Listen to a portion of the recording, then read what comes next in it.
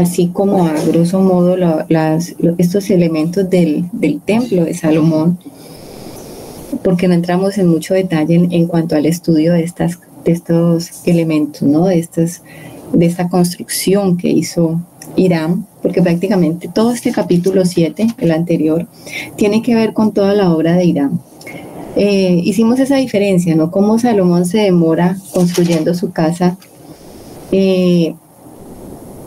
13 años, imagínense, 13 años, y el templo se construyó en 7, o sea que hablamos un poco de cómo hubo más, se invirtió más tiempo en edificar su propia casa que la casa de Dios.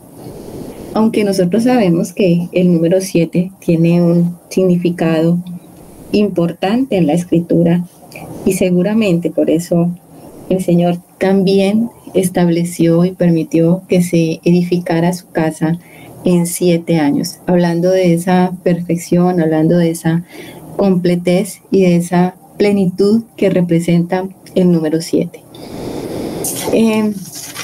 Vimos cómo se dan detalles de la construcción de la casa de Salomón, también del trono que él también hace edificar, donde se sentaba a juzgar, y luego todos los detalles que estuvimos leyendo sobre las columnas de bronce, ¿no? Lo que significaban esas 2 columnas de bronce, Jaquín y Boaz, tenían como un mensaje estas 2 columnas. Jaquín significa Él establecerá, y Boaz, que significa en Dios está la fortaleza, ¿no? Y tenían como un significado, era como un recordatorio constante para Israel. Cuando alguien miraba esa casa, las personas recibían fuerza de parte de Dios, que es nuestro Dios, nuestro Señor, y de este edificio debería salir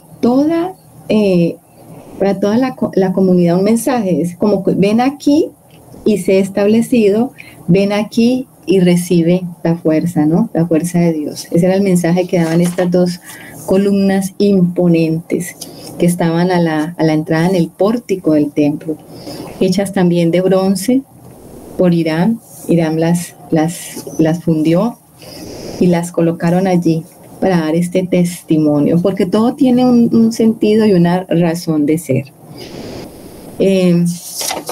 Entonces terminamos viendo aquel video que los hermanos alcanzaron a observar. Es una animación en 3D, ustedes la pueden ver ahí en YouTube. Si ustedes quieren ver el templo de Salomón, simplemente colocan templo de Salomón, animación en 3D, y ustedes pueden ahí ver varias animaciones muy bonitas, de acuerdo con el artista, pues cómo interpreta el artista en lo que está aquí en la palabra. Se puede ver una animación de esas para tener una idea más o menos de cómo era el templo. Porque la única parte que aparece la descripción de este templo es aquí, en Primera de Reyes y también en Segunda de Crónicas. Algunos,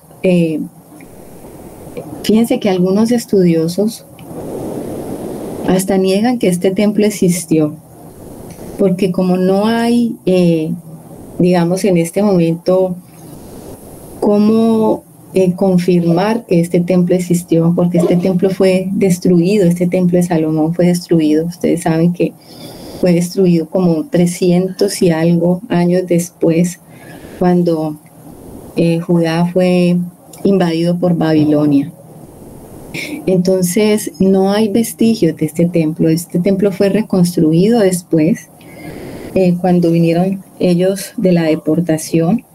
Este es el segundo templo, es una construcción hecha por Zorobabel, recordemos eso. Ahora la hermana nos hablaba de Ageo, porque Ageo fue ese profeta que animó al pueblo después de que vinieron, porque ellos, como tuvieron tanta oposición, pues se fueron a edificar también sus casas y se olvidaron del templo. Entonces Ageo manda esa exhortación diciendo que cómo ellos podían vivir en casas artesonadas cuando la casa de Dios estaba desierta.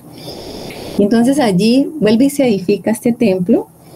Este templo luego Herodes el Grande, que era ese rey pagano que reinó en Israel en la época del Señor. Este Herodes el Grande fue el que mandó a perseguir hizo la muerte de los inocentes. Recordemos por allá en los evangelios cuando el Señor Jesús nace, Él manda a matar los niños. Este Herodes el Grande era aficionado a las construcciones y él hizo construcciones majestuosas en Israel.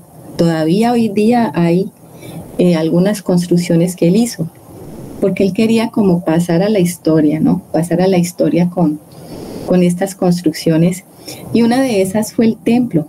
Él, además de todas las obras que hizo, pues para congraciarse con los judíos, tomó este templo que ya estaba, el de Zorobabel, y lo rediseñó y lo amplió y lo remodeló. Para la época del Señor Jesús, pues este segundo templo era majestuoso. Pero ahora más adelante vamos a ver algo con respecto a este templo, ¿no? Que la gloria de Dios no estaba en ese templo. Vamos a ver eso en detalle. Entonces, vamos a comenzar hoy leyendo entonces el capítulo 8 de este primer libro de Reyes. Vamos a leerlo por partes porque es un capítulo muy, pero muy, muy extenso, mis hermanas. Es un capítulo bastante extenso. Vamos a leer solamente del versículo 1 al versículo 13. Anita está por allí para que nos ayudes, por favor, con la lectura, y vamos entonces a comenzar. Sí, Martica, buenos días, hermano. ¿Hasta el 13, Martica? Sí, Anita, solo leamos hasta el 13 y luego leemos en otro lado. Entonces Salomón reunió ante sí en Jerusalén a los ancianos de Israel, a todos los jefes de las tribus y a los principales de las familias de los hijos de Israel, para traer el arca del pacto de Jehová de la ciudad de David, la cual es Sión. Y se reunieron con el rey Salomón todos los varones de Israel en el mes de Etanín, que es el mes séptimo, en el día de la fiesta solemne. Y vinieron todos los ancianos de Israel, y los sacerdotes tomaron el arca. Y llevaron el arca de Jehová y el tabernáculo de reunión, y todos los utensilios sagrados que estaban en el tabernáculo, los cuales llevaban los sacerdotes y levitas. Y el rey Salomón y toda la congregación de Israel que se había reunido con él, estaban con él delante del arca, sacrificando ovejas y bueyes que por la multitud no se podían contar ni numerar. Y los sacerdotes metieron el arca del pacto de Jehová en su lugar, en el santuario de la casa, en el lugar santísimo, debajo de las alas de los querubines. Porque los querubines tenían extendidas las alas sobre el lugar del arca, y así cubrían los querubines el arca y sus varas por encima. Y sacaron las varas de manera que sus extremos se dejaban ver desde el lugar santo, que está delante del lugar santísimo, pero no se dejaban ver desde más afuera. Y así quedaron hasta hoy. En el arca ninguna cosa había sino las 2 tablas de piedra que allí había puesto Moisés en Horeb, donde Jehová hizo pacto con los hijos de Israel cuando salieron de la tierra de Egipto. Y cuando los sacerdotes salieron del santuario, la nube llenó la casa de Jehová. Y los sacerdotes no pudieron permanecer para ministrar por causa de la nube, porque la gloria de Jehová había llenado la casa de Jehová. Entonces dijo Salomón: Jehová ha dicho que él habitaría en la oscuridad. Yo he edificado casa por morada para ti, sitio en que tú habites para siempre. Amén. Amén. Gracias, Anita. Entonces vamos leyendo lentamente, mis hermanos, porque como les digo, este capítulo es largo, pero yo quiero que vayamos a un capítulo paralelo en Segunda de Crónicas que nos va a alumbrar mucho más sobre este evento tan importante. Si ustedes ven, por lo menos en mi Biblia Reina Valera, esta que es una versión Reina Valera, el título de este capítulo es Llevan el arca al templo. Y es tan importante el arca. Entonces, por eso vamos a ver esta mañana, pues, todo lo que tiene que ver con esta arca, su significado. Y creo que aquí, en Segunda de Crónicas, capítulo 5, nos va a dar mucho más luz con respecto a todo lo que pasó, porque aquí hay más detalles de ese evento. Entonces vamos a leer también este pasaje. Entonces, ¿colaboras con la lectura? Entonces capítulo 5, de el 1 al 13, Anita. Al 13.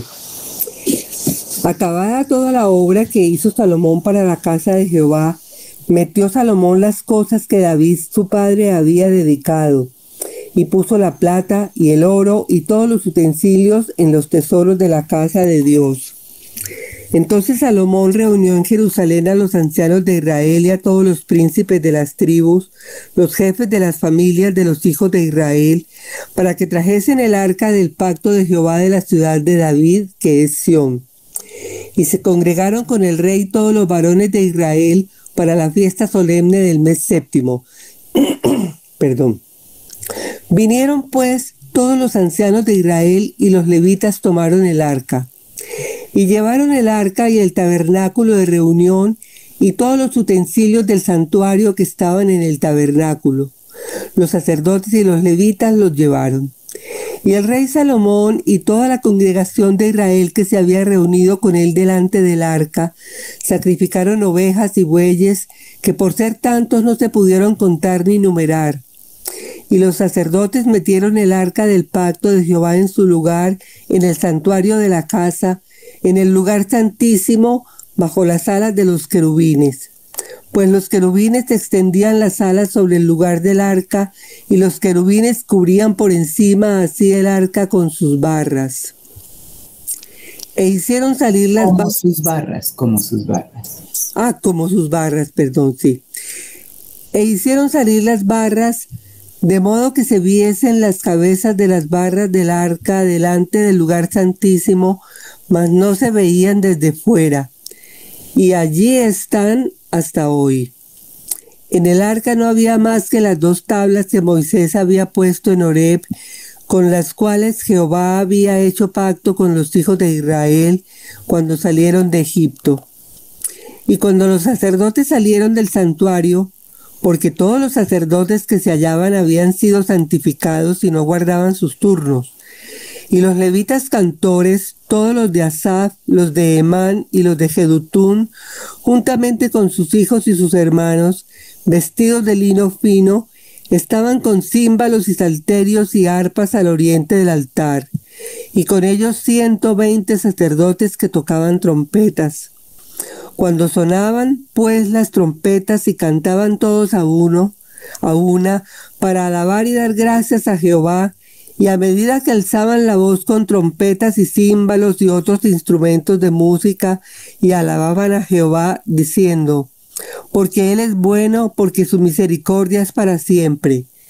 Entonces la casa se llenó de una nube, la casa de Jehová. Y no podían los sacerdotes estar allí para ministrar por causa de la nube, porque la gloria de Jehová había llenado la casa de Dios. Amén. Gracias, Anita. Se me había olvidado ese último versículo tan importante, el 14. La gloria de Dios llenó la casa. Entonces, si vemos aquí en este capítulo, tenemos unos detalles, ¿no? Y es el detalle de los sacerdotes, el detalle de los cantores, el detalle de las trompetas. Allá en Primera de Reyes no tenemos esos detalles. Bueno, vamos a comenzar. Aquí volvamos otra vez vamos a ir yendo y viniendo de estos dos pasajes paralelos. Aquí en el primer versículo del capítulo 8 de Primera de Reyes, nos dice que Salomón reunió en Jerusalén todos los ancianos, ¿no? Y los jefes de las tribus y las principales familias de los hijos de Israel, dice, para traer el arca del pacto. O sea, ese era el evento más importante, mucho más importante que todo. O sea, la razón de ser del templo, mis hermanos, la razón de ser del tabernáculo en el desierto y la razón de ser de este templo, pues era el arca. Un tabernáculo sin arca, pues no tenía sentido, y un templo sin arca tampoco. toda esa construcción y todo lo que había alrededor, todos los elementos que construyeron y que hacían parte de este templo tan majestuoso, era para albergar esta arca, porque el arca significa la presencia de Dios en medio del pueblo. Ese es el significado del arca. O sea que si el arca no estaba allí, pues de nada servía esa edificación majestuosa. Por eso este evento es tan importante. Hay un detalle aquí en este evento, ¿no? Dice, nosotros vimos en el capítulo 6, en el versículo 37, dice, en el 4º año, en el mes de Sib, se echaron los cimientos de la casa de Jehová. El mes de Sib es el 2º mes en el calendario hebreo. Cuando ustedes van a leer el libro del hermano Gino, él hace una referencia de por qué era el 2º mes. Él dice que el Señor no permitió que se edificara, se comenzara a edificar en el primer mes, porque el primer mes era el mes de Abib, ¿recuerdan eso? Y en ese mes se celebraba la Pascua. Entonces él hace una interpretación y él dice que ese mes significa el fundamento que es Cristo, y que la casa no se puede, la casa solamente se puede sobreedificar sobre el fundamento que es Cristo. Entonces que por eso no podía comenzarse a edificar la casa en ese primer mes, sino en el 2º mes.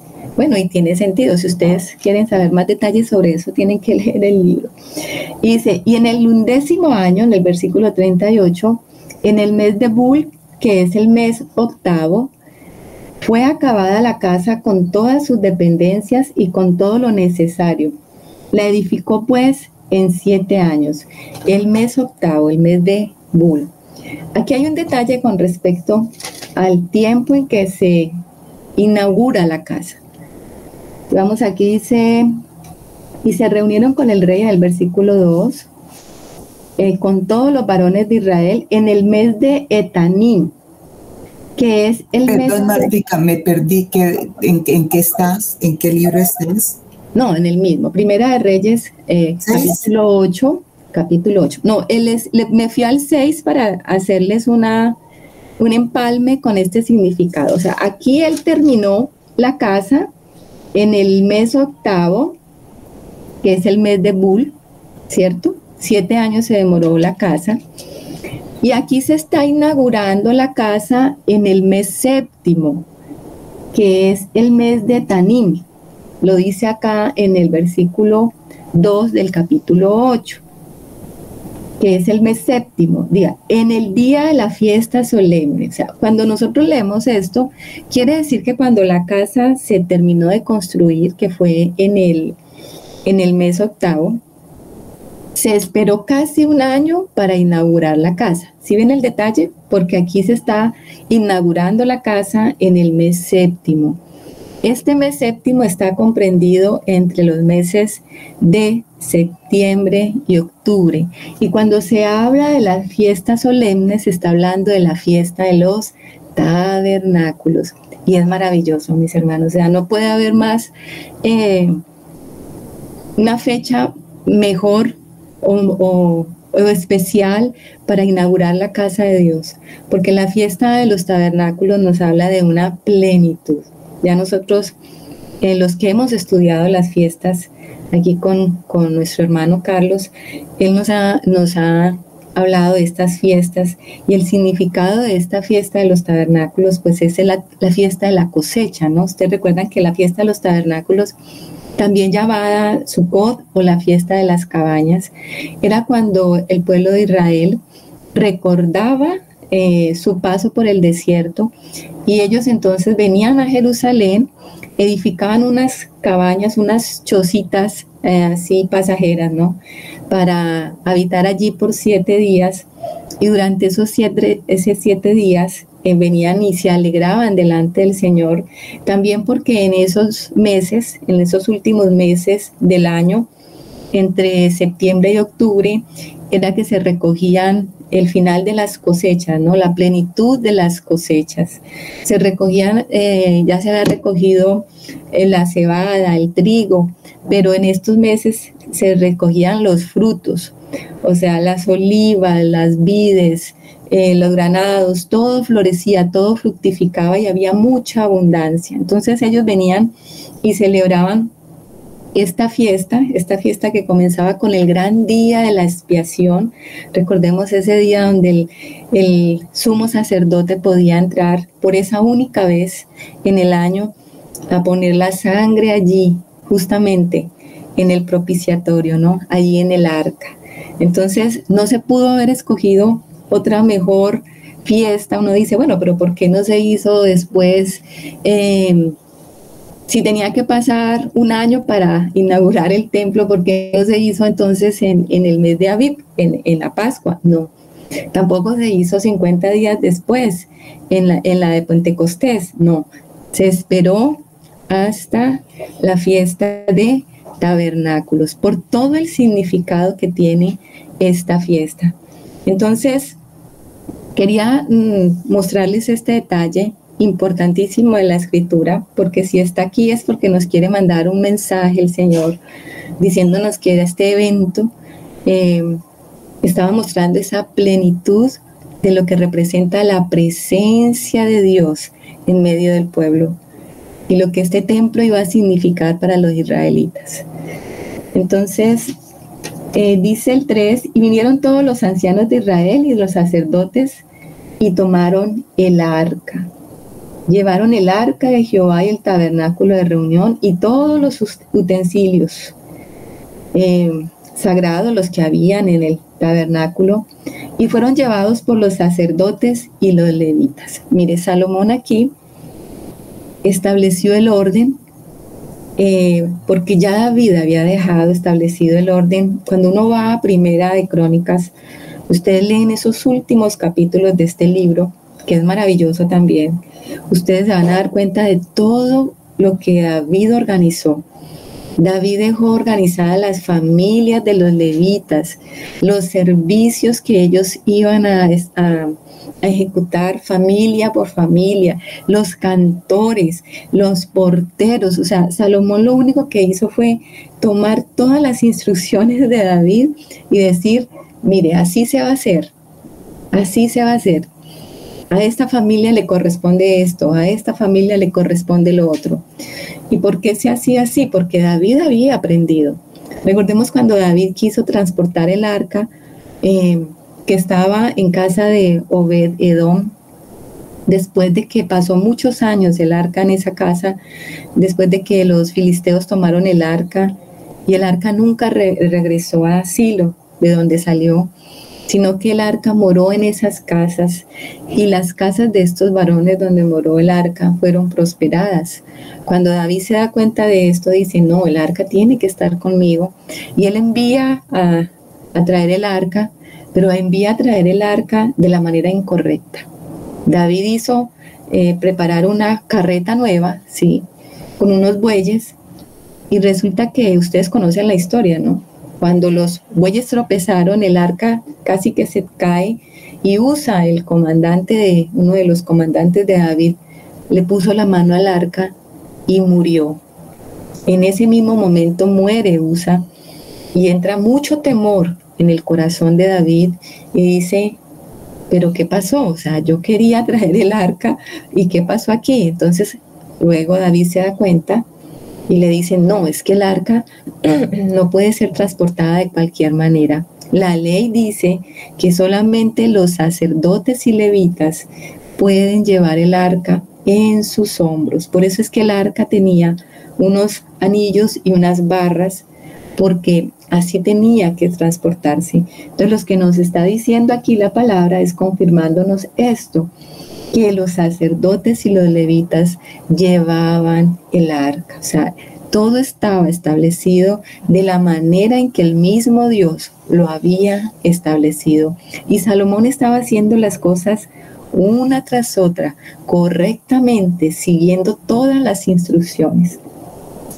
En el versículo 5 dice, y el rey Salomón y toda la congregación de Israel que se había reunido con él, estaban con él delante del arca, sacrificando ovejas y bueyes que por la multitud no se podía contar ni numerar. ¿Ustedes se imaginan esto? O sea, ¿cuántos sacrificios se hicieron? Recordemos que estaba allí ese mar de agua, esa fuente inmensa, donde los sacerdotes se podían lavar, porque uno lee esto, pero uno no se imagina cuánta sangre se derramó, porque ni siquiera se podían contar los animales, o sea, eran cientos de animales. Pues si en un día leímos por allá que Salomón hizo 1000 sacrificios en un lugar alto, imagínense cuánto se pudo haber sacrificado aquí en este momento, porque estos sacrificios, unos eran holocaustos, o sea que eran ofrendas quemadas completamente, pero otros no, eran para la alimentación, obviamente, de los sacerdotes, los que se podían esas ofrendas, y también para que el pueblo comiese. Entonces eran cientos y cientos, porque todo Israel había subido a Jerusalén. O sea, esta era una fiesta que había convocado Salomón. La gente estaba muy contenta, o sea, ellos tenían esa expectativa, querían ir a ver cómo había quedado la casa de Dios.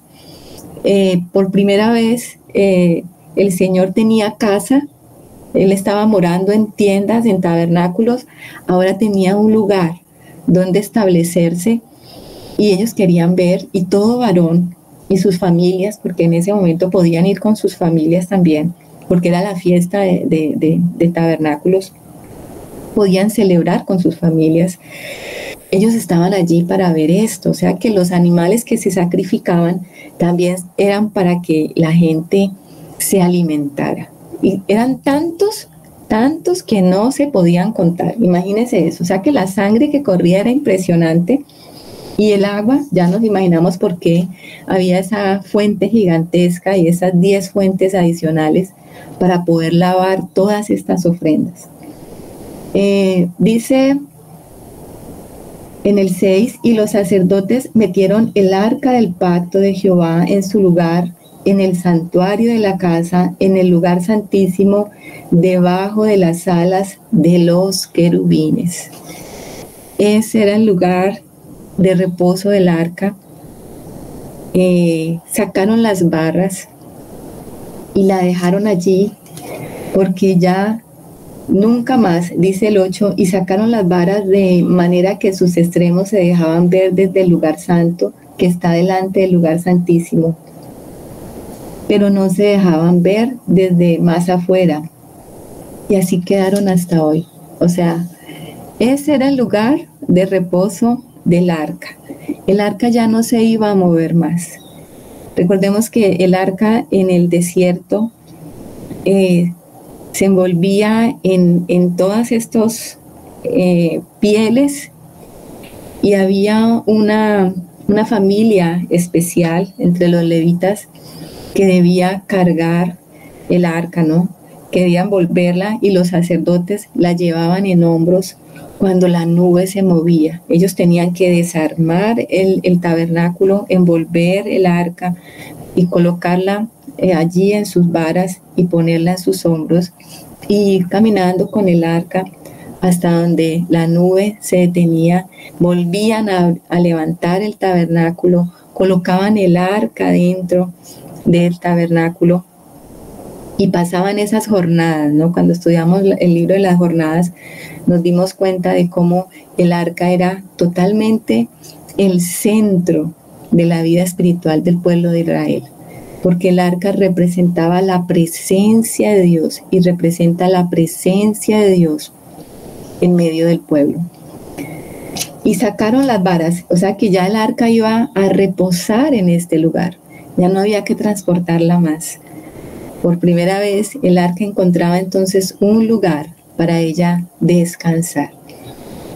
El 9 dice, y en el arca ninguna cosa había, sino las 2 tablas de piedra que allí había puesto Moisés en Horeb, donde Jehová hizo pacto con los hijos de Israel cuando salieron de la tierra de Egipto. Fíjense que nosotros sabemos, por lo que dice la palabra en Éxodo, que en el arca estaban las piedras del pacto, las tablas de la ley, y estaba la vara de Aarón que reverdeció, y el tazón de oro con el maná escondido. Pero en este momento se dice que solamente estaban las tablas.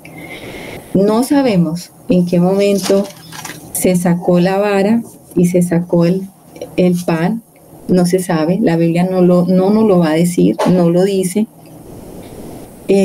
pero solamente estaban las tablas, y lo reitera la palabra diciéndolo, solamente estaba ese elemento que eran las tablas de la ley.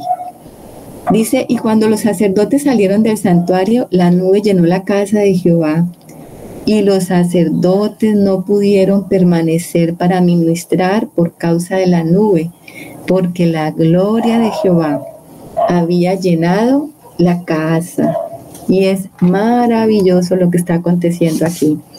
Aquí nos damos cuenta por el capítulo 5 de Crónicas. Vamos allá para complementar lo que hace falta en este capítulo 8. En el capítulo 5 de Crónicas dice que en el 12 dice, en el 11, vamos a leer desde el 11, capítulo 5 de la segunda de Crónicas, dice, y cuando los sacerdotes salieron del santuario, porque todos los sacerdotes que se hallaron habían sido santificados y no guardaban sus turnos, o sea que en ese momento todos los sacerdotes que les correspondía por descendencia arónica, ellos habían sido santificados y todos participaron, o sea, en ese momento no se les dieron turnos, sino que todos participaron en el evento. Y el 12 dice, y los levitas cantores, todos los de Asaf, todos los de Emán y los de Jedutún, estos nombres no son conocidos porque los encontramos en los Salmos, juntamente con sus hijos y sus hermanos, vestidos de lino fino. Mire esto qué hermoso. ¿No les recuerda una imagen de allá del libro de Apocalipsis? Las vestiduras de lino fino.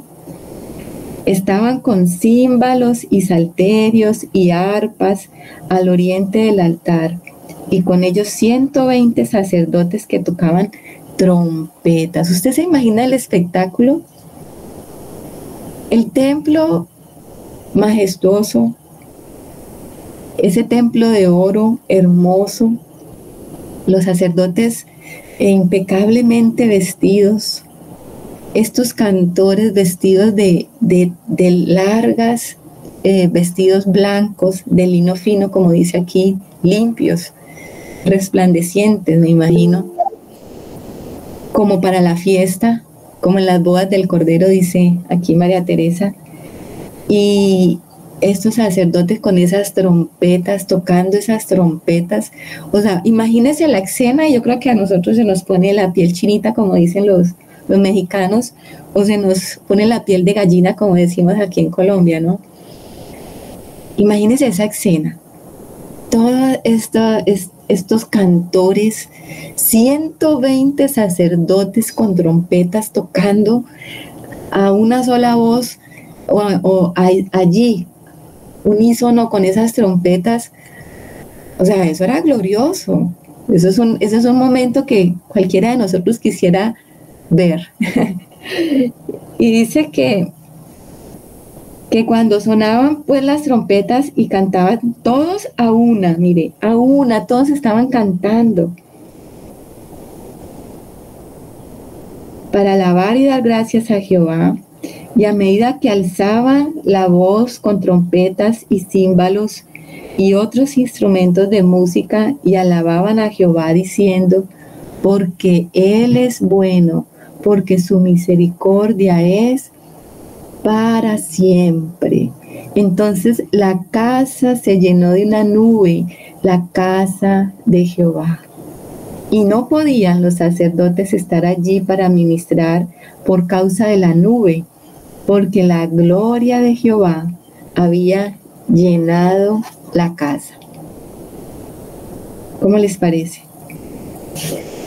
Hay una escena muy parecida. Por allá en Éxodo también. Vamos a leer esa parte de la escritura para que veamos que este evento ya sucedió. En Éxodo 40:34.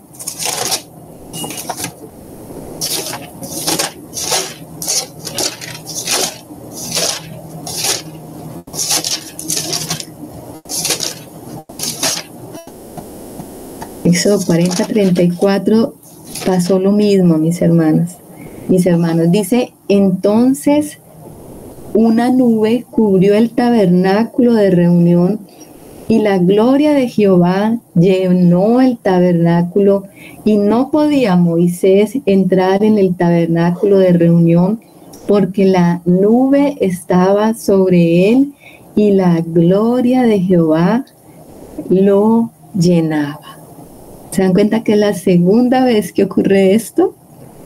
La primera vez cuando se edificó el tabernáculo, cuando se introdujo el arca también en esa tienda del desierto, pasó lo mismo. Porque para certificar el Señor que estaba complacido con ese tabernáculo y ahora para que el Señor certificara la casa de Salomón y decir, estoy complacido con esta casa, se manifestó la gloria de Dios en forma de una nube. Y cuando la gloria de Dios se manifiesta, el hombre no puede estar. Era Moisés, era Aarón, pero tuvieron que salir porque la gloria de Dios llenó la casa. Aquí pasó lo mismo. Estaban los sacerdotes allí llevando el arca en toda esta hermosa ceremonia y de un momento a otro dice que la nube apareció en la casa y llenó la casa. ¿Y cómo sería la gloria de Dios allí? Que ellos no pudieron estar, tuvieron que salir, porque la presencia de Dios es así. Donde está el Señor, no puede estar el hombre. Eso nos recuerda esta imagen. Solamente el Señor quería llenar su casa. Y Él dijo, aquí estoy. Se manifestó en medio de ellos. Y esta es una imagen gloriosa, mis hermanos, porque el templo no tiene sentido de estar si no está el arca, si no está la gloria de Dios, si no está la presencia de Dios. Fíjense una cosa importante en la historia de Israel. El tabernáculo fue lleno de la gloria de Dios. El arca estaba allí, el tabernáculo del desierto. Ahora este templo que Salomón edificó fue lleno de la gloria de Dios. La nube lo certificó. El arca estaba allí. Pero ¿saben que ese segundo templo que fue edificado por Zorobabel, ese segundo templo nunca fue lleno de la gloria de Dios? La nube nunca apareció. Porque en ese segundo templo que edificó Zorobabel y los exiliados de Babilonia, el arca no estaba. El arca, después de que Nabucodonosor manda a destruir el templo para llevarse el oro, no se sabe qué pasó con el arca. De hecho, por ahí hay una película de Indiana Jones, ¿no? En busca del arca perdida, porque el arca nunca apareció. Hay mitos sobre eso. Dicen que Jeremías la escondió, otros dicen que sí, se la llevó Nabucodonosor y no, pues como todo lo que se llevó Nabucodonosor a Babilonia, desapareció. Pero en el templo de Zorobabel y en ese último templo que se reedificó más adelante, glorioso en la época del Señor, porque todo el mundo lo veía como una edificación, el templo de Herodes, allí no estaba el arca, o sea que la presencia de Dios no estaba allí. Solamente iba a aparecer la gloria de Dios cuando el Señor apareció nuevamente en el templo. De hecho, entre esos dos eventos está un evento que profetiza Ezequiel, porque cuando nosotros leemos al profeta Ezequiel, él habla de cómo la presencia de Dios, cómo la gloria de Dios dejó el templo de Jerusalén. Él lo profetiza. Cómo la gloria de Dios que estaba en medio de los querubines se apartó por causa del pecado y dejó este templo. Y eso ustedes lo pueden leer en el libro de Ezequiel.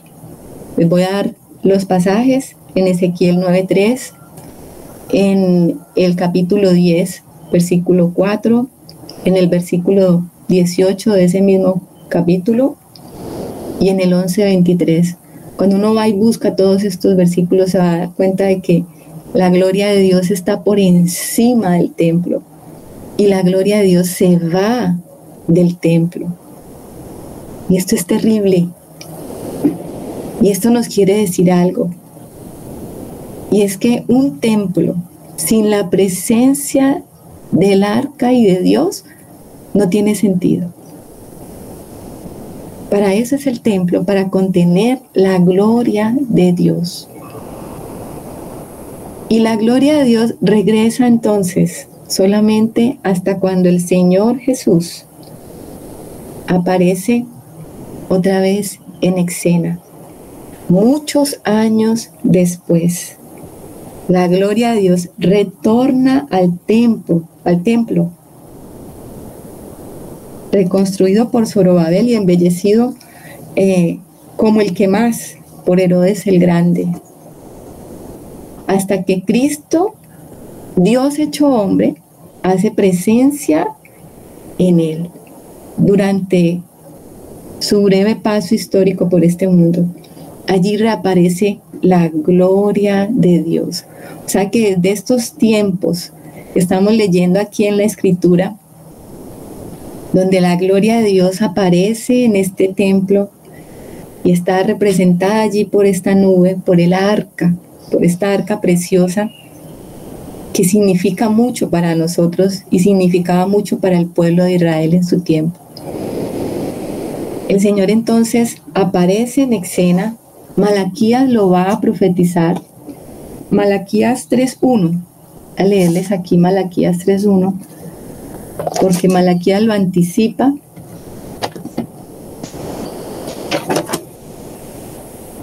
Dice Malaquías 3:1: He aquí, yo envío mi mensajero, el cual preparará el camino delante de mí, y vendrá súbitamente a su templo el Señor, a quien vosotros buscáis, y el ángel del pacto, a quien deseáis vosotros, he aquí viene, ha dicho Jehová de los ejércitos. Está hablando de Juan el Bautista, el mensajero, pero también está hablando de ¿quién? De la aparición del Señor, el que ellos deseaban. Solo hasta este momento se iba a cumplir esta profecía cuando el Señor aparece en el templo. Y tenemos aquí el testimonio entonces de dos personas que vieron esta aparición. La primera pues fue Simeón.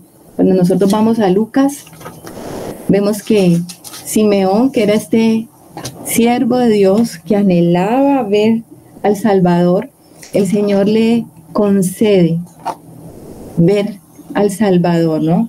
En Lucas 2, 29 al 32, dice que ahora, Señor, despides a tu siervo en paz conforme a tu palabra, porque han visto mis ojos tu salvación. Entonces, Simeón nos va a dar testimonio de que la gloria de Dios volvió al templo. Él lo vio como un bebé, lo vio como un niño. La gloria de Dios encarnada en ese bebé. Simeón lo vio y profetizó sobre él y se regocijó y dijo: ahora sí me puedo morir, porque él estaba esperando que el Señor cumpliese esa promesa. Y también estaba Ana, la profetisa, Y ahí mismo en el versículo 38 dice que esta, presentándose en la misma hora, daba gracias a Dios y hablaba del niño a todos los que esperaban la redención en Jerusalén. En tiempos tan difíciles donde el pueblo estaba, donde este pueblo estaba cautivo bajo esclavitud, algunos estaban esperando esa redención. Y Ana daba testimonio: este es el Redentor. La gloria de Dios se hacía visible nuevamente en el templo. El Señor Jesús reconoció que este templo era la casa de Dios. A sus 12 años, uno hace un recorrido aquí por Lucas y se da cuenta de esto. A sus 12 años, cuando subieron a la fiesta, Él se queda allá en Jerusalén, se pierde de sus papás. Recordemos que Él se pierde. Ellos lo buscan desesperadamente y cuando lo encuentran en el templo, allí con los doctores de la ley, en una disertación. Y estos quedaron maravillados, porque el Señor conocía que esa era la casa de Dios y Él quería estar allí. Sabía que ese era su lugar y quería estar allí conversando con los doctores de la ley. Más adelante, cuando el Señor cumple su ministerio ya, allá en Lucas 19, vamos a Lucas 19.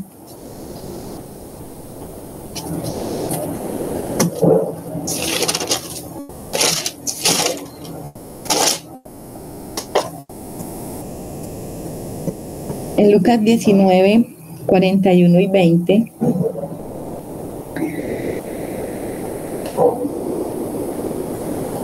Dice: y cuando llegó acerca de la ciudad, al verla, lloró sobre ella, diciendo: oh, si también tú conocieses, a lo menos en este tu día, lo que es para tu paz, mas ahora está encubierto de tus ojos. Porque vendrán días sobre ti cuando tus enemigos te rodearán con vallado y te sitiarán y por todas partes te estrecharán y te derribarán a tierra y a tus hijos dentro de ti y no dejarán en ti piedra sobre piedra por cuanto no conociste el tiempo de tu visitación. Estaba el Señor mirando y contemplando la ciudad y el templo desde fuera, ¿no? Desde el Monte de los Olivos. Y el Señor lloraba por Jerusalén, diciendo: ¿por qué no conociste el tiempo de tu visitación? Si yo estoy aquí, la gloria de Jehová quiere llenarte y tú no me puedes ver. Y seguido de eso dice que en el 45 dice: y entrando en el templo, comenzó a echar fuera a todos los que vendían y compraban en él, diciéndoles: escrito está, mi casa es casa de oración, mas vosotros la habéis hecho cueva de ladrones. El Señor sabía que esta casa había sido construida para que el Dios y para que Él mismo habitase en medio de ellos. Pero Israel había convertido este templo y esta casa en una cueva de ladrones. Y el Señor estaba dolido por esto.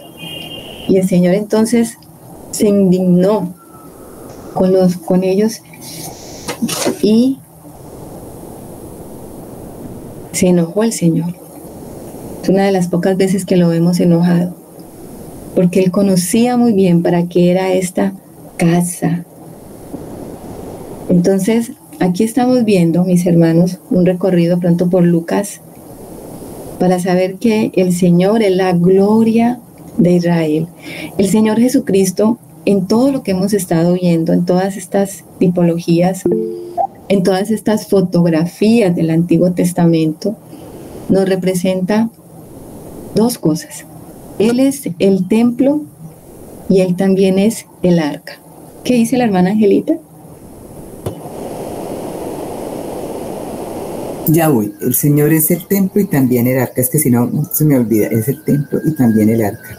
Entonces se podría decir, con lo que comentaste anteriormente, que nosotros en la actualidad debemos tener mucho cuidado mucho cuidado de qué está pasando.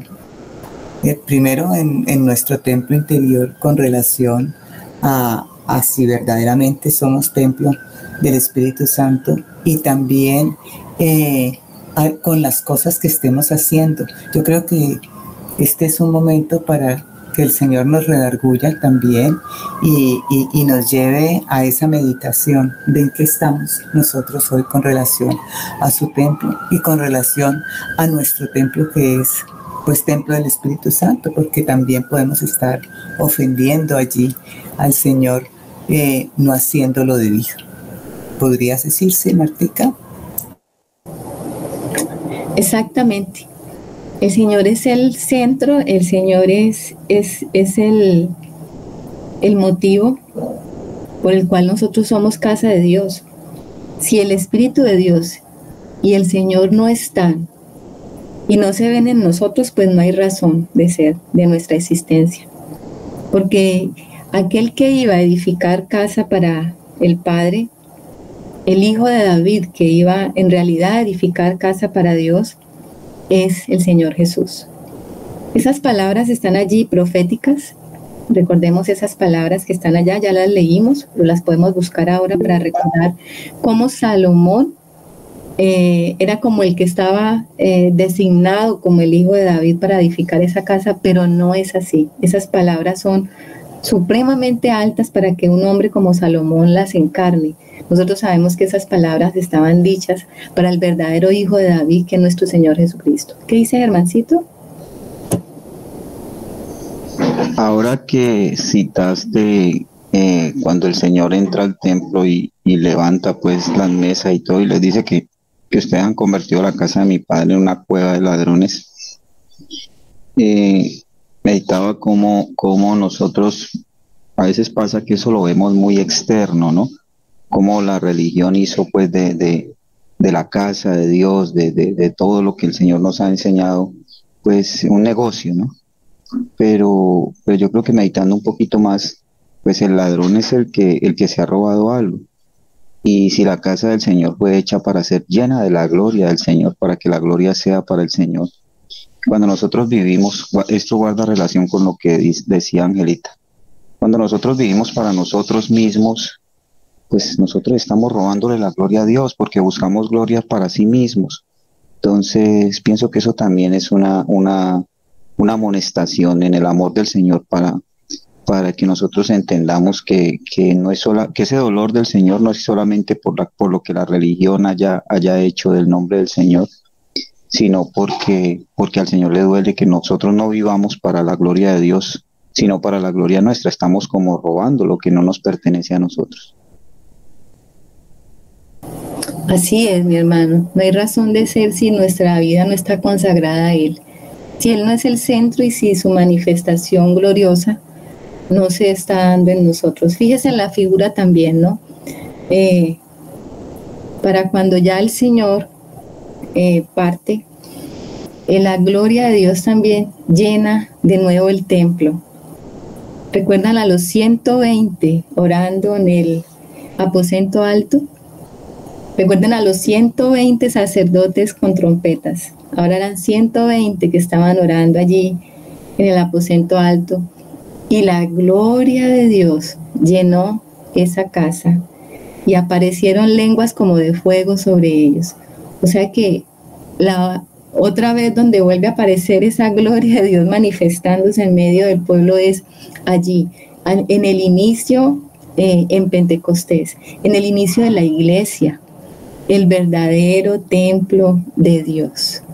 Antes de eso, ya había aparecido también la gloria de Dios ungiendo al Señor. Recordemos que el Señor fue ungido allí en el momento en que Juan el Bautista lo bautiza al Señor en el río Jordán.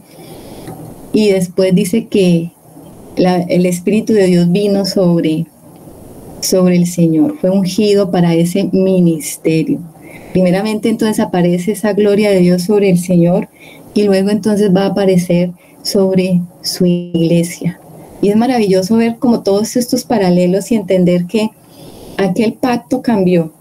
Ya ese templo dejó de ser la habitación y la morada de Dios, porque ese templo se corrompió. Nosotros vamos a ir viendo por qué se corrompió el templo y por qué el Señor había puesto esa condición. Si ellos eran fieles, Él iba a permanecer allí. Pero ante la infidelidad del pueblo de Israel, el Señor tuvo que salir. Ahora Él reaparece en un segundo pacto con Israel y para con los hombres.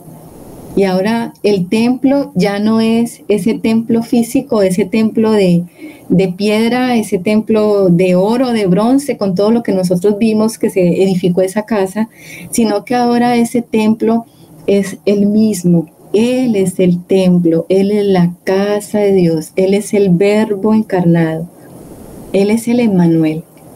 El Dios habitando en medio de nosotros. Él se tabernaculizó, esa es una palabra que aparece allí. Él se hizo hombre y vino a morar en este templo no hecho de manos de hombre, porque el mismo Señor había dicho eso: yo me prepararé un templo no hecho de manos de hombre. ¿Y quién es ese templo? Nuestro Señor Jesucristo. Él es el primero, primicias, Él es las primicias, el primogénito de muchos. Él es ese templo donde el Señor iba a morar en plenitud. Y es que la morada de Dios en plenitud se da primero entonces en nuestro Señor Jesucristo. Y luego el Señor entonces edifica su casa sobre la piedra angular que es nuestro Señor Jesucristo, y de ahí comienza a edificar su casa. Y entonces el apóstol Pedro va a decir que nosotros somos piedras vivas, porque ahora la presencia de Dios está dentro de nosotros y el pacto cambió. Y aquello que fue una sombra en el Antiguo Testamento ahora es una realidad para nosotros. El Señor se lo anticipó a la samaritana. ¿Recordamos esa charla con la samaritana? Que para nosotros es muy conocida. El Señor le va a decir a la samaritana, vamos allá a Juan en el Evangelio de Juan, en el versículo 4, en el capítulo 4, el versículo 21 al 26. El Señor le dice, Jesús le dijo: mujer, créeme que la hora viene cuando ni en este monte ni en Jerusalén adoraréis al Padre. Vosotros adoráis lo que no sabéis.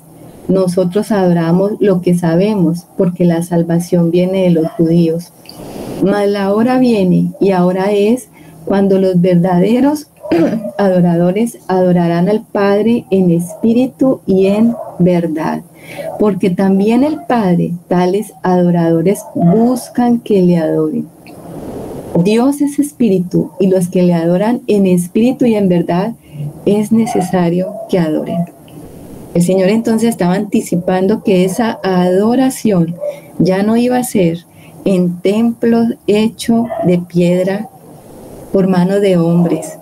Ya no estaba Irán, el gentil, el artesano de Tiro, lleno de sabiduría para edificar casa de Dios. Ya no estaba nada de eso, ni las riquezas de Salomón.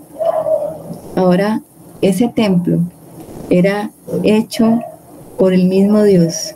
El mismo Dios había constituido que cada uno de nosotros se convirtiera en su templo, en un adorador. El Señor lo anticipó. El pacto renovado iba a ser diferente. Él ya no iba a morar en una casa de piedra, sino que iba a morar ahora en los corazones de los hombres. Y es maravilloso. Es lo que nos ha correspondido a nosotros.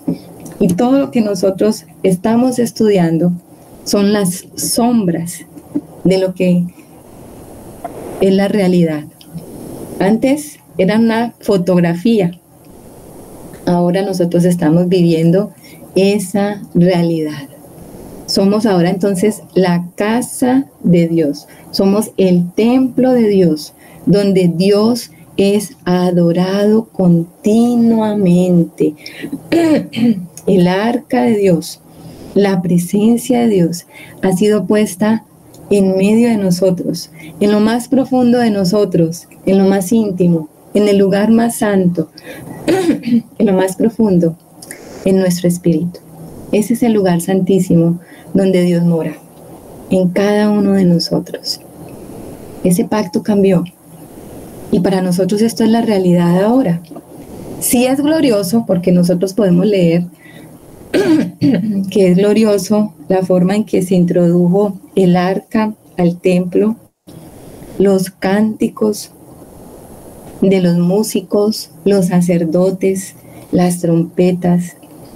Si nosotros podemos ver la gloria de Dios llenando ese lugar, imagínense lo que significa la gloria de Dios llenando cada corazón, porque cada vez que un hombre invoca el nombre de Jesús y se arrepiente, la gloria de Dios llega a esa casa, viene a llenar esa casa.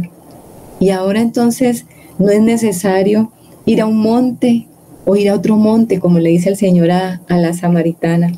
Ya no tenemos que ir a Jerusalén, ni al monte Gerizim, como era el que los samaritanos allí tenían su sitio de adoración. Nosotros tenemos que venir a Cristo. Él es nuestro monte. Él es nuestro templo primero, el lugar de nuestra habitación. Y Él ahora entonces nos hace también a nosotros morada y habitación de Dios. Él es el arca. Y seguidamente de esto vamos a ver cómo el Señor representa el arca. El arca es importante porque el arca representa la presencia de Dios en medio del pueblo. El templo y el tabernáculo solo tenían sentido si el arca moraba allí. ¿Qué era el arca? El arca era una caja, recuerden eso, mis hermanos, que el arca era una caja con dimensiones más o menos aproximadamente de 1 metro por 15 de longitud por unos 68 centímetros de ancho y también unos 68 centímetros de profundidad. Era un cajón, una caja. ¿De qué estaba hecha el arca? El arca estaba hecha de madera de acacia. Recordemos que era la madera que se encontraba en el desierto, pero era una madera retorcida, muy difícil de trabajar, porque era una madera espinosa. Y esa madera representa la naturaleza humana de nuestro Señor Jesucristo y también representa nuestra naturaleza humana. Pero este cajón hecho de madera estaba cubierto con oro, recubierto con oro por dentro y por fuera. Y ese oro nos va a representar la naturaleza divina de nuestro Señor Jesucristo.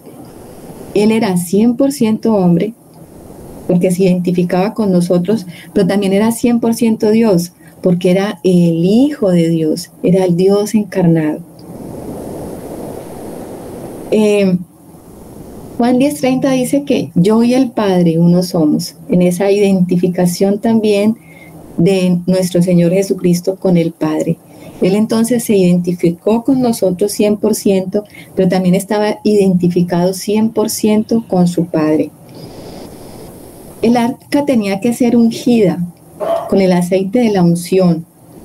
Moisés consagró el arca. Recordemos que cuando se hizo en todos los elementos del tabernáculo, se hizo también un aceite especial, donde con ese aceite especial se ungió todos los elementos que habían en el tabernáculo, el candelero, la mesa, el altar y también el arca. Todo tenía que ser consagrado completamente a Dios. Nuestro Señor Jesucristo fue consagrado completamente a Dios. Vamos a leer Lucas 4. En Lucas 4, versículo 18 dice: el Espíritu del Señor está sobre mí, por cuanto me ha ungido para dar buenas nuevas a los pobres, me ha enviado a sanar a los quebrantados de corazón, a pregonar libertad a los cautivos y vista a los ciegos, a poner en libertad a los oprimidos, a predicar el año agradable del Señor. Esa unción ahora está sobre nuestro Señor Jesucristo, que es nuestra arca.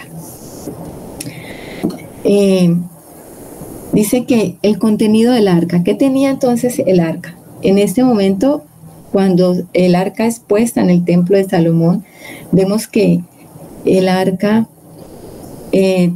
tenía solamente las tablas de la ley. Allá en Éxodo 40:20, pues ya leímos que uno puede leer allí que era lo que tenía el arca dentro. Tenía las tablas de la ley, la vara de Aarón, como les dije ahora, y tenía el maná escondido. El hombre no podía guardar la ley, pero el arca sí. La ley, Moisés la trajo desde el monte y era para Israel, pero los israelitas no la podían guardar y el hombre no la puede guardar, pero el arca sí la podía contener. Por eso fue puesta allí dentro de esa caja que representa a nuestro Señor Jesucristo. La ley que es quebrantada solo podía ministrar muerte. Cada vez que se quiebra la ley de Dios, pues lo único que recibe el que la quebranta, o si nosotros la quebrantamos, pues es muerte. Pero ahora la ley estaba aquí guardada en esta caja que representa a nuestro Señor Jesucristo, que es el que verdaderamente puede guardar la ley, que es el que verdaderamente la puede cumplir. La ley ahora estaba aquí cubierta con la presencia de Dios. ¿Y cubierta con qué? Con la tapa del propiciatorio.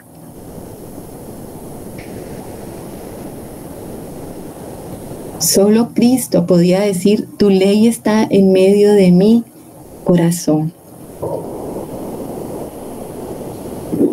Vamos a leer el Salmo 40, porque el Salmo 40 nos muestra lo que Dios estaba buscando realmente.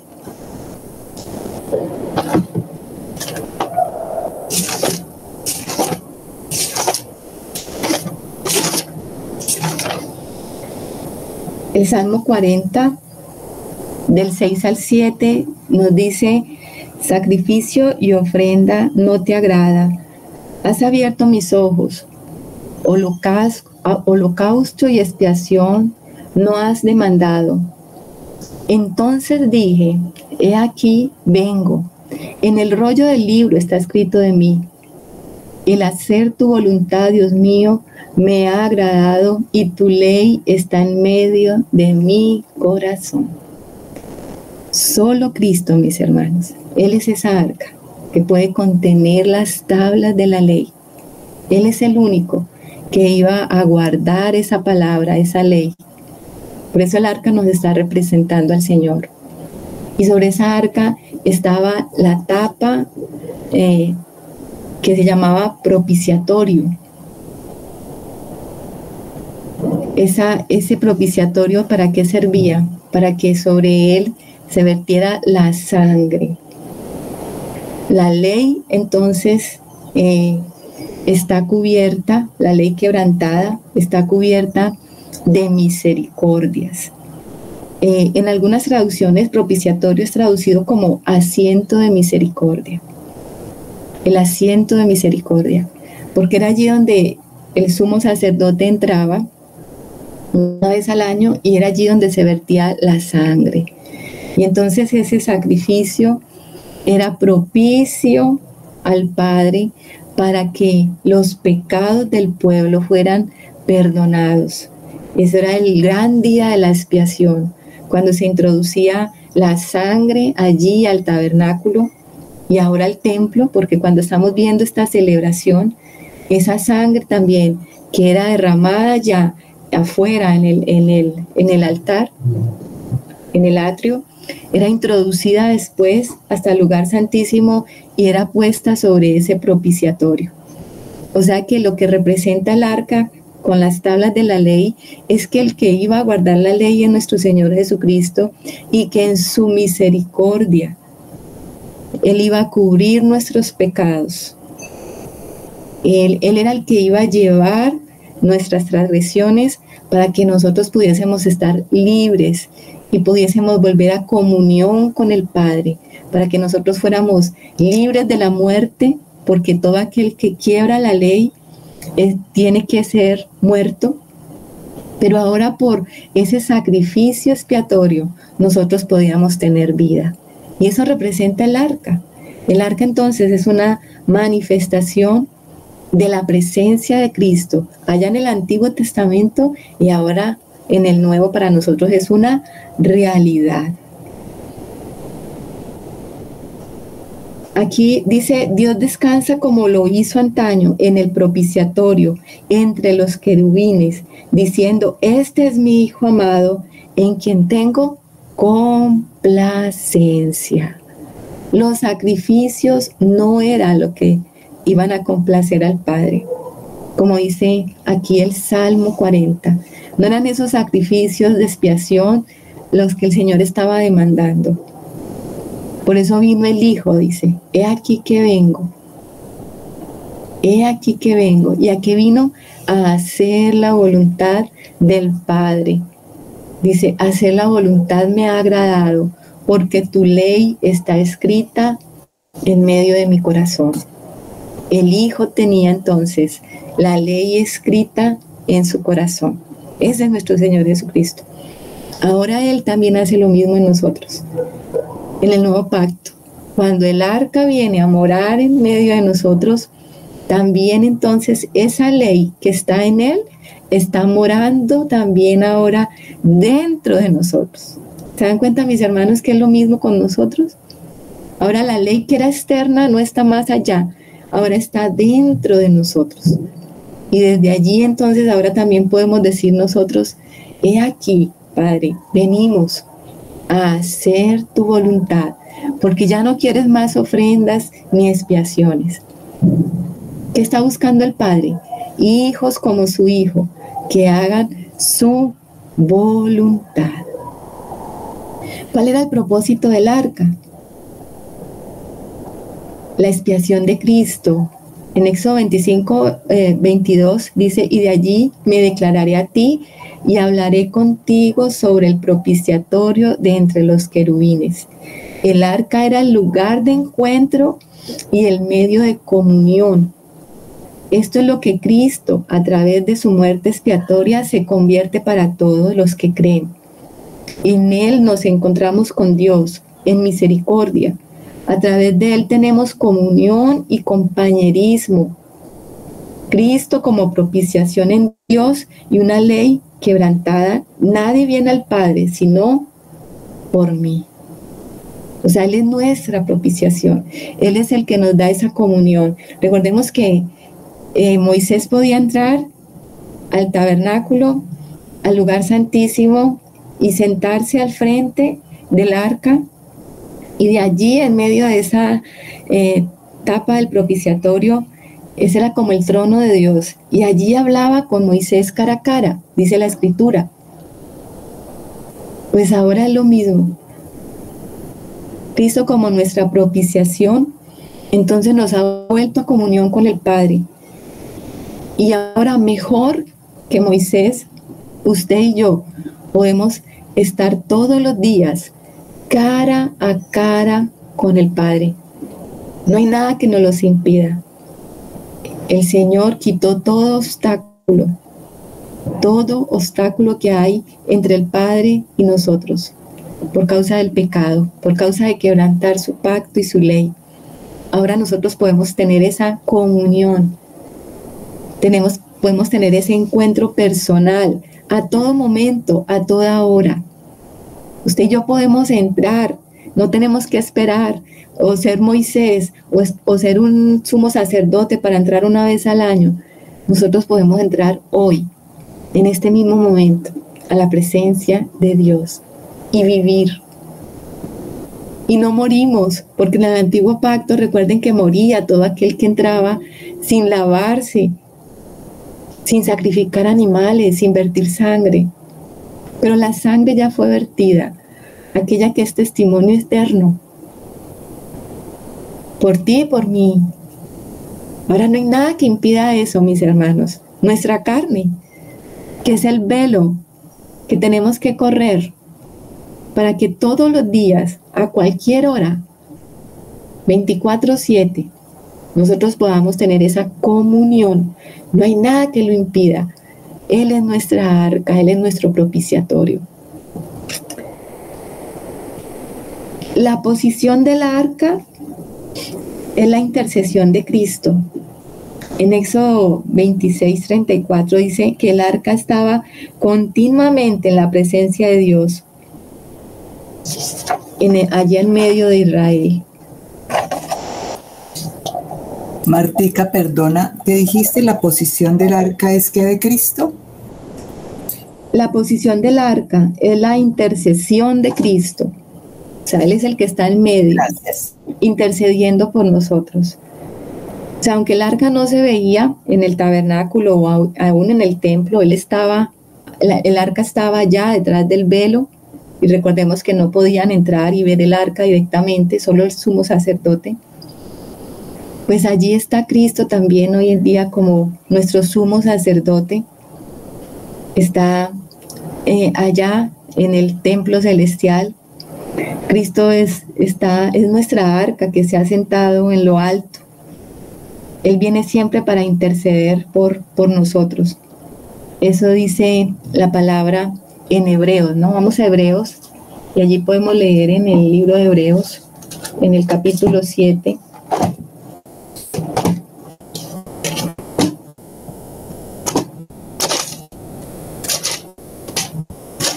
(7:25) dice: por lo cual puede también salvar perpetuamente a los que por Él se acercan a Dios, viviendo siempre para interceder por ellos.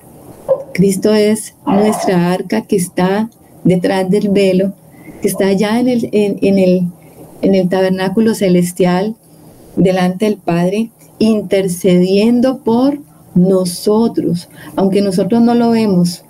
Los cielos que lo recibieron, ahí está el Señor, allá arriba, intercediendo por nosotros siempre, siempre, siempre. Aquí en Hebreos 12:24 dice que su sangre habla, ¿no? Dice: a Jesús, el mediador del nuevo pacto, a la sangre rociada que habla mejor que la de Abel. Esa sangre perpetua, esa sangre que entró una vez y para siempre, es la que nos permite a nosotros tener esa comunión permanente. O sea que el Señor está puesto allí como mediador eterno entre nosotros y Dios. Aunque pequemos, mis hermanos, pecamos todos los días, sí, yo la primera. Todavía pecamos. ¿Nos duele el pecado? Sí, pero tenemos a Cristo. Tenemos su sangre que habla mejor que la de Abel, para que sean cubiertos nuestros pecados y sean perdonados. Y podamos volver a tener esa comunión con el Padre. Así que esa arca preciosa que es Él, ese propiciatorio en el cual se ha derramado esa sangre, pues es la que el Padre está viendo constantemente. Y cada vez que pecamos y Satanás nos acusa, pues el Señor dice: Padre, yo cubrí ese pecado. Aquí está este hermano precioso. Aquí está Marta, aquí está Germancito, Janet, Hilda, póngale su nombre. Aquí está, cubierto con la sangre, con mi sangre, Padre. Yo lo he cubierto. No le tengas en cuenta ese pecado. Y así el Padre siempre nos va a perdonar. Siempre el Padre nos va a perdonar. Pasa por alto nuestras transgresiones.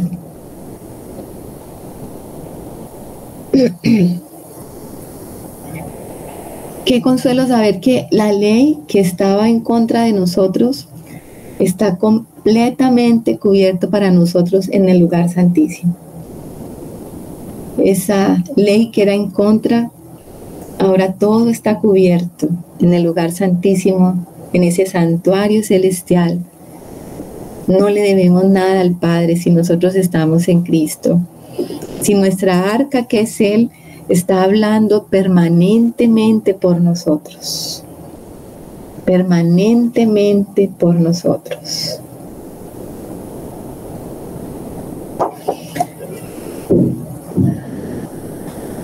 Dice, el rociamiento del arca o la apropiación de Cristo. El rociamiento del arca. Recordemos que el sumo sacerdote rociaba el arca con la sangre, y esa es nuestra apropiación de nosotros de Cristo. La sangre de la ofrenda del pecado fue puesta sobre la tapa del arca, conectando así la misericordia con el sacrificio. Por el pecado, la reconciliación y la paz de Dios solo se pueden disfrutar por medio de la sangre expiatoria. O sea que ese rociamiento sobre ese propiciatorio es cuando nosotros podemos apropiarnos realmente la obra del Señor y decir, el Señor Jesús es mi ofrenda por el pecado.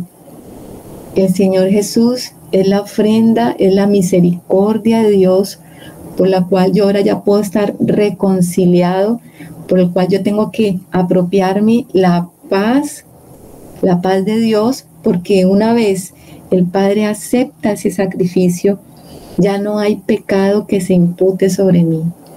Ahora solamente recibo que la paz, y puedo disfrutar por medio de la sangre expiatoria, puedo disfrutar de esa paz y puedo venir ante Dios a disfrutar de esa comunión. Entonces la muerte del Señor, esa sangre, está representando también mi sangre, mi muerte, y está representando mi pecado. El Señor está cubriendo entonces allí mis pecados. Pero también cuando el Padre acepta ese sacrificio, que era lo que hacía el Señor ese día, en el gran día de la expiación, aceptar ese sacrificio, entonces los pecados del pueblo eran borrados y ellos podían ser aceptados. Y ellos podían entonces seguir en esa comunión con Dios. Lo mismo pasa con nosotros. Entonces, el Señor Jesús es el que viene a hacer para nosotros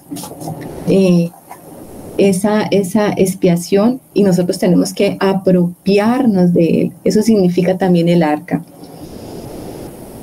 El arca también, mientras el pueblo caminaba por el desierto, el arca era el guía. O sea, el arca siempre iba delante de ellos. Eso lo podemos leer en Números 33. Eso representa a Cristo guiando a su pueblo. Cristo siempre va delante de nosotros, guiándonos de camino al Padre. Él dice, yo soy el camino, yo soy la verdad y yo soy la vida. Ninguno viene al Padre sino a través de mí. Él es el que nos conduce siempre hacia el Padre. El arca en medio de Israel, Cristo defendiendo a su pueblo. Ustedes recuerdan que también la Escritura, cuando estudiamos el libro de Josué y cuando estudiamos todas esas jornadas por el desierto, las diferentes batallas de Israel, pues el arca también era sacada a la guerra, y el arca iba allí con los sacerdotes, y era el Señor en medio de su pueblo, batallando y peleando sus guerras. O sea que el arca también está en medio de nosotros peleando contra el enemigo. El arca fue la primera que cruzó el Jordán. Recordamos cuando ellos cruzaron el Jordán para tomar la tierra prometida, el arca iba en los hombros de los sacerdotes. Allá en Josué 3:17, cuando estudiamos esto, los sacerdotes fueron los primeros que tuvieron que poner los pies en el agua para que el Jordán se abriera y el pueblo pudiese pasar en seco. pues el arca representa a nuestro Señor Jesucristo, y Él como el sumo sacerdote es el que va primero. Y Él es el que nos dio entonces entrada a la tierra de promesa. Él es el que estaba allí parado primero, dispuesto a morir. Porque recordemos que en ese momento, cuando ellos cruzaron el Jordán era un río que estaba impetuoso, de aguas profundas. El Señor fue el primero que estuvo dispuesto a dar su vida al Padre para que nosotros viviésemos. Ahora nosotros, a través de su sacrificio y por su gracia, también podemos entrar a esa tierra de promesa. El arca en las murallas de Jericó, ¿recuerdan cuando Josué llevó el arca allá en Josué 6, en el versículo 11 al 20? Cristo venciendo con su pueblo, cómo el arca era llevada en medio y ellos rodearon esa ciudad y los muros cayeron. El arca siempre estuvo presente en todas las batallas. El arca de Israel era la presencia de Dios en medio de su pueblo. Perdón, Martica, esto que escribí era de antes, pero no sé, pues lo envié porque no lo había enviado, pero quisiera saber la última cita que diste. ¿Cuál fue? Qué pena interrumpirte. Josué 6, versículos 11 al 20, ahí está la historia de las murallas de Jericó.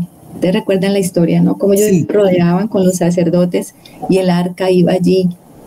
Cuando Israel iba a las batallas, el arca salía con ellos a la batalla porque representaba la presencia de Dios en medio de ellos. De manera que este evento, mis hermanos, donde el arca es traída al templo, es muy importante. El arca es el Señor Jesucristo, ya lo vimos. El templo ahora somos nosotros. Y la gloria de Dios quiere llenar este templo. Y la gloria de Dios lo ha llenado, mis hermanos. Nosotros tenemos que estar convencidos de eso.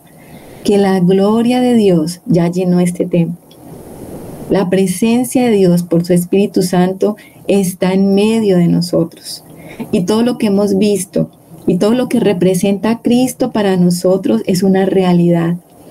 Y la presencia de Dios, que es Cristo, está con nosotros en nuestros batallares, en nuestras salidas, en todo lo que vivimos diariamente.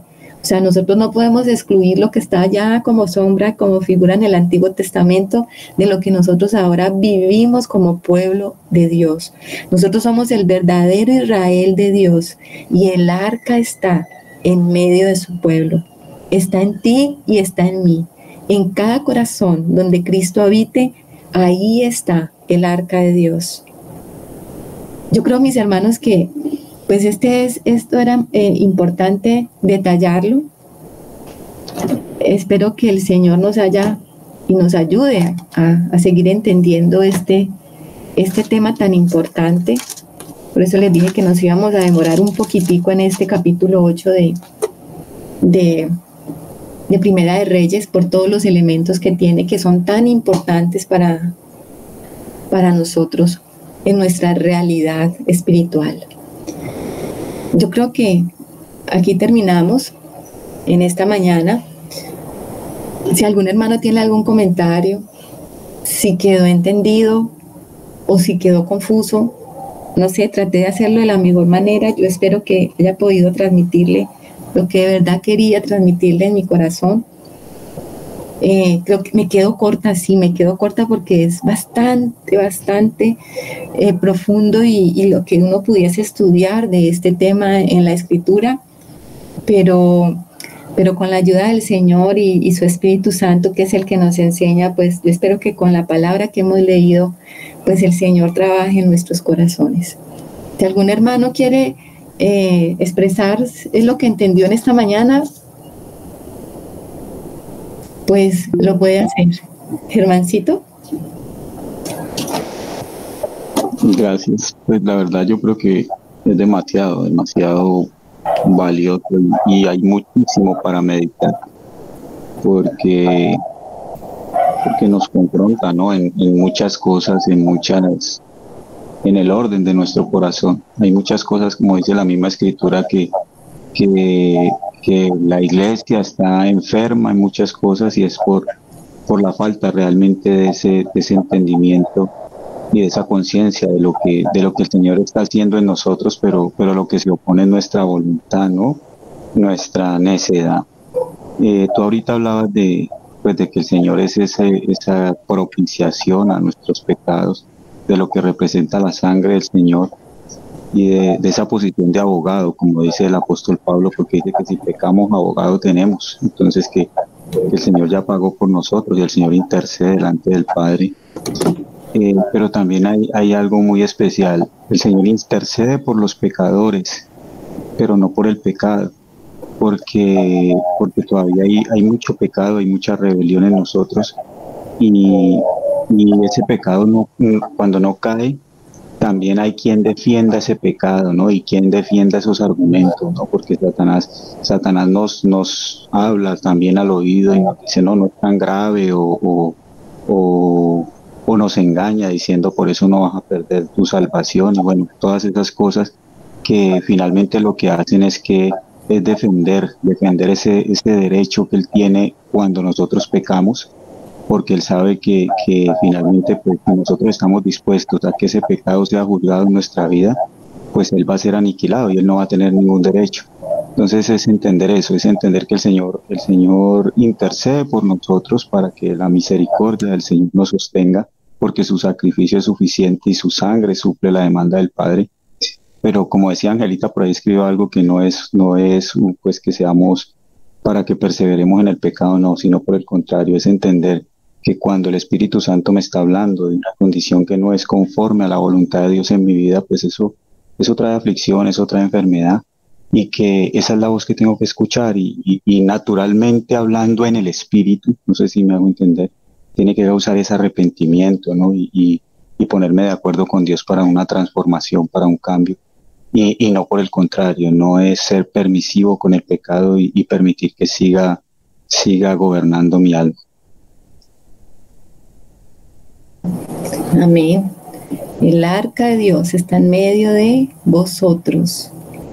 Si la presencia de Dios está en nosotros, creo que este templo debe ser digno de aquel que lo habita. Somos morada del Señor en el Espíritu. Como hablábamos, Él tiene que ser esa fuente que genera todo nuestro obrar para dar testimonio a los hombres, como la sabiduría, la multiforme sabiduría de Dios opera en nosotros, ¿cierto? Para dar testimonio también a los principados, a las potestades, que Jesucristo es quien es, ¿cierto? Y nosotros somos quien vamos a dar ese testimonio.